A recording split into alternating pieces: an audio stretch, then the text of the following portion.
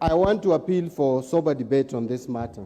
Madam Speaker, I think the question before us here is about the rights of Kenyans to picket, the rights of Kenyans to express themselves vis-a-vis what the Leader of Majority has said about the security of members of Parliament. Those are two issues that I think we need to deal with as a House. Whereas I agree that Parliament as an institution must be protected from any harm, any threat, any insecurity. That is also done everywhere in the world. Yes, we don't want to see cases like what happened in Capitol Hill when the supporters of the former President Trump invaded the precincts of that institution. But again, we must allow Kenyans the latitude and freedom to express themselves around the precincts of Parliament peacefully.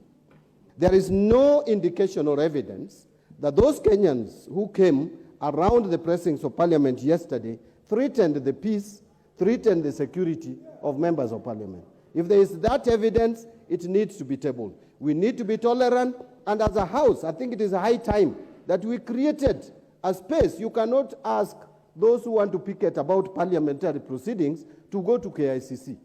It must be around Parliament. And Madam Speaker, we have been very tolerant. In fact, at the gates of Parliament, we have seen Kenyans coming even with pigs and calling us pigs. We never beat anybody. We allowed them to picket. And in fact, Madam Speaker, during my tenure as minority leader, and it is very unfair for majority leader, who is a very good friend of mine, even at personal level, to come to the House and tell Kenyans that when I was minority leader, that I was cheering the tribulations of other members. I think that is unfair to me. I am one member of Parliament. I am one person who power has never gone into his head. I don't allow power to get into my head.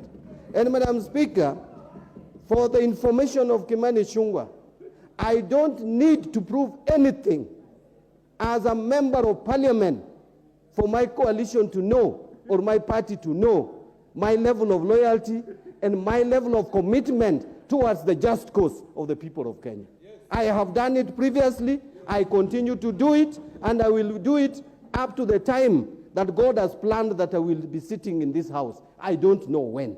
So my friend, Honorable Ichungwa, lastly, Madam Speaker, allow me, because he mentioned me about 3 times. He's my very good friend. And I want to persuade him again that, you know, when you get power, manage power. I see the majority leader as a gentleman who used to be very polished when he was the chair of the budget committee and when he was my student as a legislator.